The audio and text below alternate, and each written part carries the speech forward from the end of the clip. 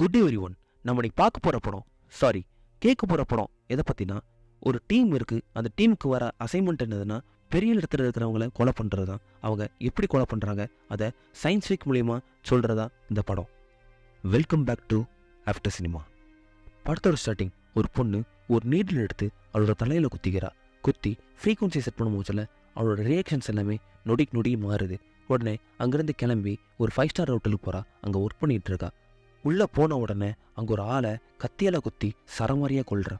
அப்புறம் அவள் பேக்கில் இருந்து கன் எடுத்து அவள் வாயில் வச்சு சுடணும்னு பார்க்குறா. ஆனால் அவளால் சுட முடியல.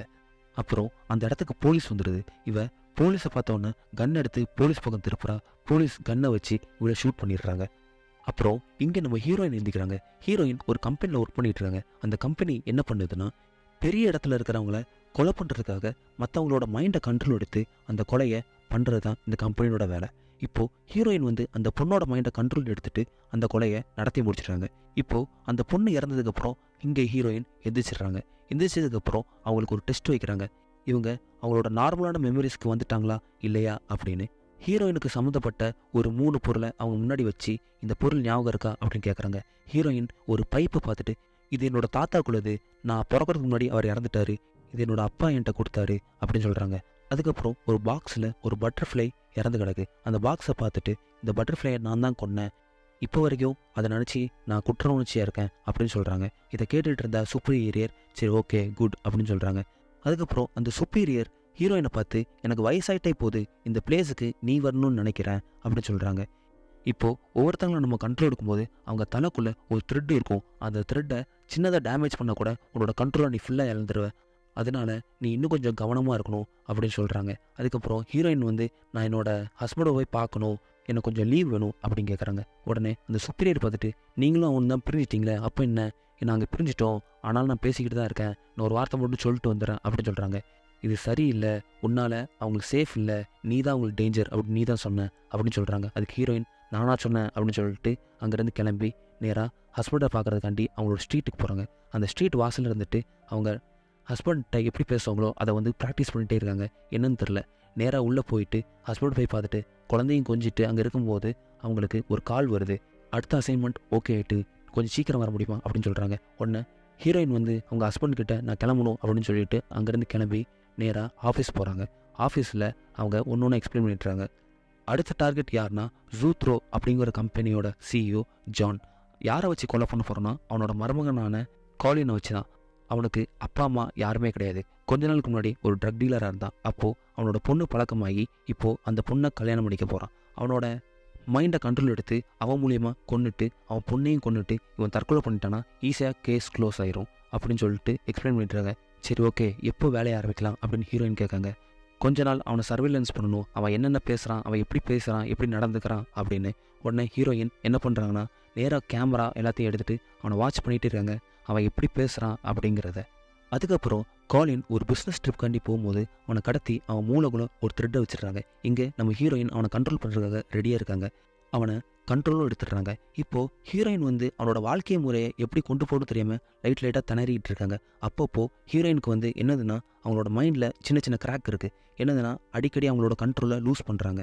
இப்போது காலின் ஜூத்ரோ அந்த கம்பெனியில் ஒர்க் பண்ணிகிட்டு இருக்கான். அந்த ஒர்க்கை முடிச்சுட்டு நேராக வீட்டுக்கு வரும்போது ஒரு மாதிரி டயர்டாக வரான். அப்போது அவனோட கேர்ள் ஃப்ரெண்ட்ஸ் கூட பேசிகிட்ருக்காங்க.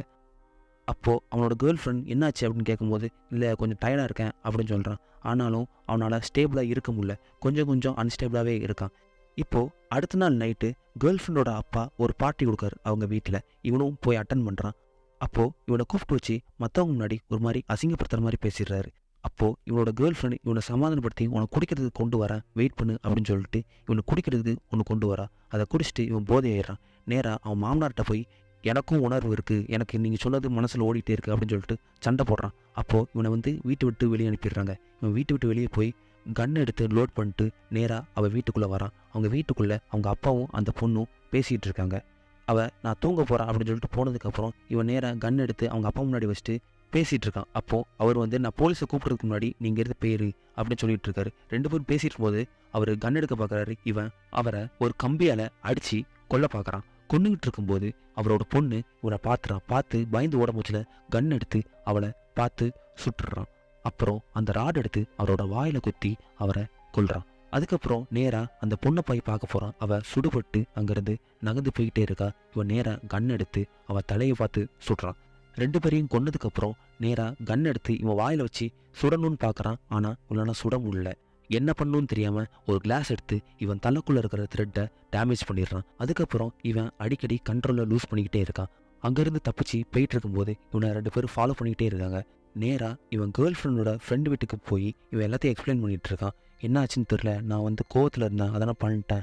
அவளோட ஃப்ரெண்டுக்கு ஒன்றுமே புரியல. சரி உட்காரு அப்படின்னு பார்க்கும்போதுல இவர தலையிலேருந்து ரத்தம் வடியுது. என்ன ரத்தம் வடியுது அப்படின்னு சொல்லிட்டு இவனுக்கு டிஷ்யூ வச்சு தொடச்சிக்கிட்டு இருக்கா. உனக்கு கொஞ்சம் தண்ணி தரேன், கொஞ்சம் வெயிட் பண்ணு அப்படின்னு சொல்கிறான். நான் இன்னைக்கு நைட்டு சிக்காகோ கிளம்புறேன் அப்படின்னு சொல்லும்போது சரி ஓகே, நானும் ஈவாவும் இன்னைக்கு நைட்டு ஊருக்கு போகிறோம், உன்னோட வீட்டில் நான் தங்கிக்கலாமா அப்படின்னு கேட்குறான்.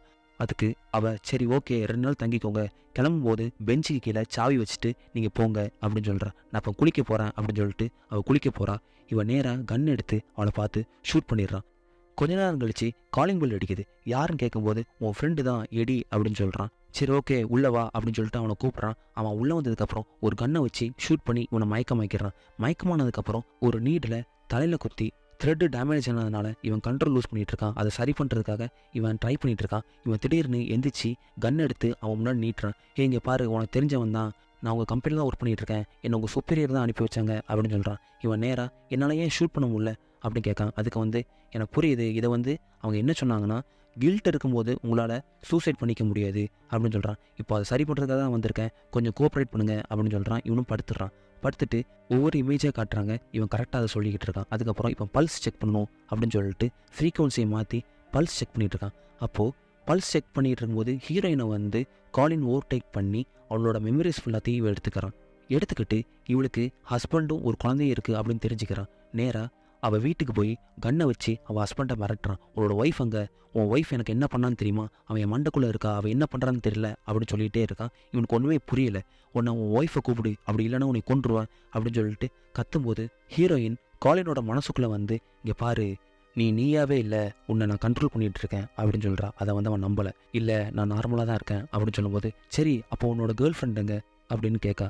அதுக்கு நீ இப்போ என்னை சரி பண்ணலன்னா உன் ஹஸ்பண்டை கொன்றுவேன் அப்படின்னு சொல்லும்போது சரி ஓகே பண்ணு அப்படின்னு சொல்லும்போது நேராக அவன் ஹஸ்பண்ட் இவனை தட்டி போட்டு கன் எடுத்து சுட பார்க்குறான். அவன் கத்தியை வச்சு இவனை சரமாரியை வெட்டி கொள்கிறான். கொன்னுட்டு கன்னை இவன் வாயில் வச்சு ஷூட் பண்ண பார்க்குறான். ஆனால் அவனை ஷூட் பண்ண முடியல. அப்புறம் கத்தியை வச்சு யாரையும் இவன் கழுத்தில் குத்திடுறாங்க. குத்துனவங்கள பார்த்து ஷூட் பண்ணுறான். அது யாருன்னு பார்த்தா ஹீரோயினோட பையன் அங்கே நின்றுட்டு இருக்கான்.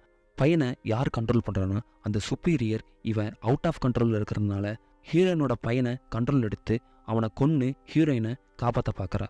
அதுக்கப்புறம் 2 பேரும் அந்த இடத்துல செத்துடுறாங்க. இப்போது ஹீரோயினுக்கு திருப்பி டெஸ்ட் வைக்கிறாங்க. அப்போது ஹீரோயின் அந்த பைப்பை பார்த்துட்டு இது என்னோட தாத்தாக்குள்ளது, தாத்தா நான் பிறக்கிறதுக்கு முன்னாடி இறந்துட்டாரு, இது என்னோட அப்பா கொடுத்தாங்க அப்படின்னு சொல்கிறாங்க.